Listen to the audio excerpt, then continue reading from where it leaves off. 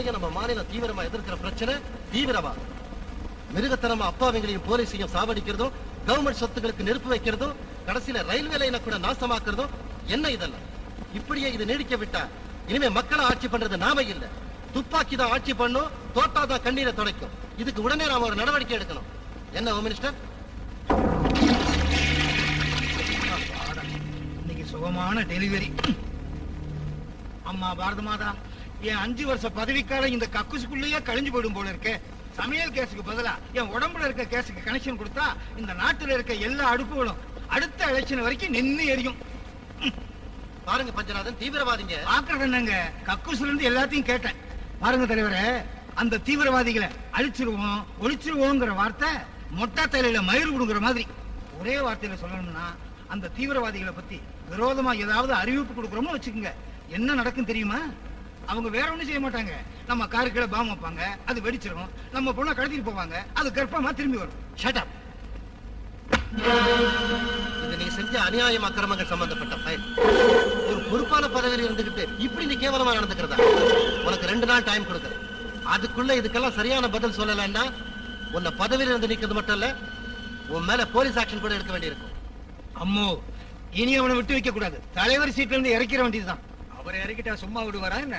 அவர் ரொம்ப strong candidate. மறுபடியும் 4 பேரை சேர்த்துக்கிட்டு உங்க கதையை முடிச்சிருவார். அவனே முடிச்சுட்டா அதை நீங்க தான் செஞ்சீங்கன்னு சின்ன பசங்களுக்கு கூட தெரிஞ்சிடும். ஐயோ, இவன் என்ன கன்ஃபியூஸ் பண்றானே, என்ன குழப்பறதுக்குனே நம்ம கூட்டத்துல இருக்கானே. இவனை எடுத்துட்டு போங்கடா, இவனை எடுத்துட்டு போய் தொலைங்கடா. ஐயோ. அப்படின்னா நம்ம தலைவரை தீத்துடலாம். அவன் சொன்னதுதான் கரெக்டா அப்போ. இப்ப தீத்துட்டா நான் தான் செஞ்சேன்னு சொல்லுவாங்கடா அப்போ. சரி, இப்ப என்ன செய்யலாம்? மார்னிங் பேப்பர் வரட்டும்.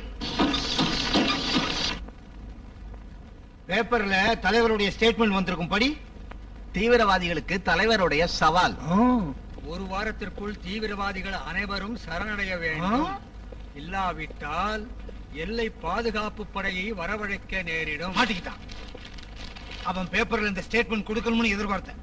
இப்ப கூப்பிடு அந்த பூனம் சிங்க.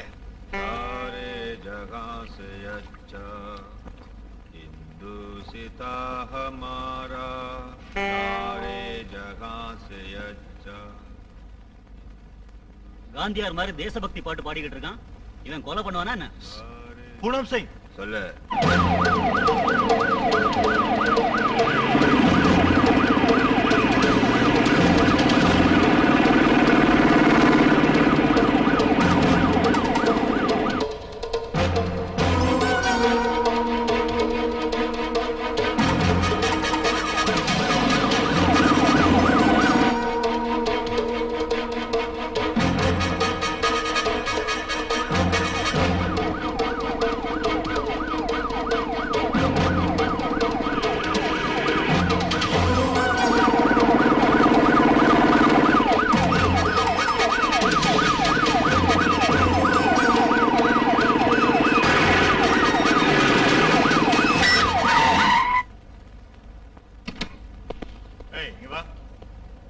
என்னங்க ட்ரெயின் எப்போ வரும்? இன்னும் கொஞ்ச நேரத்துல வந்துருங்க.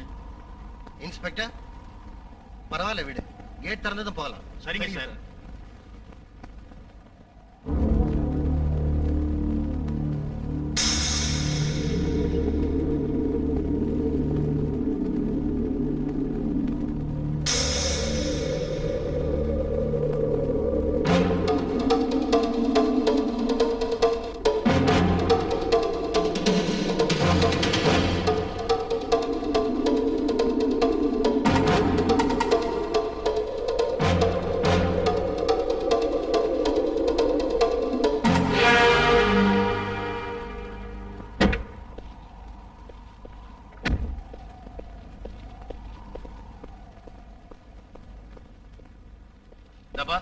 நான் வயர்லெஸ்ல பேசி ட்ரெயினை பிளாக் பண்ணிட்டேன். கேட்டை ஓபன் பண்ணு. சரிமா, ஹரியா.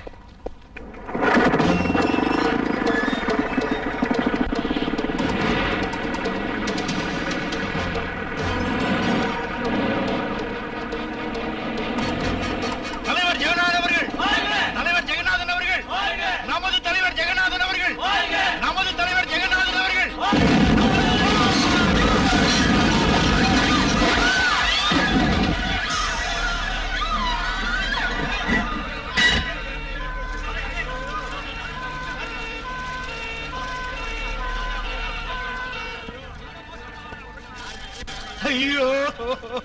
சும்மா இருங்க. கொன்னுட்டவனை திரும்பி கொண்டு வர போறீங்களா என்ன? வாய்மொழியா? ஐயோ, தலைவரை கொன்னுட்டீங்களே, தலைவரை கொன்னுட்டீங்களே.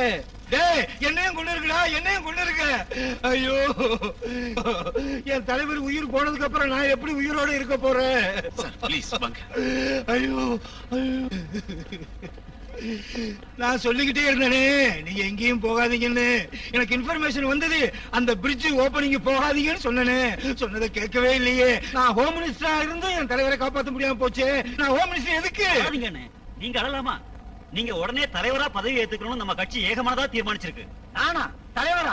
எனக்கு அந்த பதவி வேண்டாம்ப்பா. எனக்கு நீங்க ஒத்துக்கலன்னா கட்சி துண்டு துண்டா உடைஞ்சு போயிடும். ஐயோ, என்ன நெருக்கடியில கொண்டாந்து விட்டீங்களே. இருந்தாலும் அவர் லட்சியத்தை நிறைவேற்றுறதுக்காக அந்த முள்ளு கம்பி என் தலைமையில சுமந்துக்கிறேன். இல்ல இல்ல, அவர் செருப்பை கொண்டு வாங்க. அது பாதுகையா வச்சு பாதுகாப்பா ஆட்சி நடத்துறேன். செருப்பை கொண்டு வாங்க ஐயா, செருப்பை கொண்டு வாங்க. உன்னை சொந்த இது இந்த 3 சிங்கங்கள் தான். இந்த 3 சிங்கங்களுக்கு பின்னால நமக்கு தெரியாத 4வது சிங்கம் கூட இருக்கு சார். கட்சி தலைவரோட கார் வெடிச்சதுக்கு காரணம் தீவிரவாதிங்கன்னு நீங்க நினைக்கிறது ரொம்ப தப்பு. இதெல்லாம் ஒரு பெரிய அரசியல் சூழ்ச்சி. அவர் செத்து போனதும் உடனே தலைவரான அந்த ஹோம் மினிஸ்டர் தான் 4வது சிங்கம்னு நான் நினைக்கிறேன். ஏ மிஸ்டர், நீ ஒரு ஜேர்னலிஸ்ட். எல்லாருக்கும் தெரிஞ்சதை நீ எழுதிக்க. அதை விட்டுட்டு உனக்கு தெரிஞ்ச கட்டுக்கதையை உண்மையாக்காத. இதுக்காக ஒரு பெரிய சிபிஐ ஆபீசர் அப்பாயின்ட் பண்ணிருக்காங்க. அந்த அம்மா வந்து இந்த கேஸை ஓபன் பண்ணுவோம். I know that. That's why I came here. தலைவரையே காப்பாத்த முடியாத நீங்க ஒரு சிபிஐ ஆபீசரை காப்பாத்த போறீங்களா?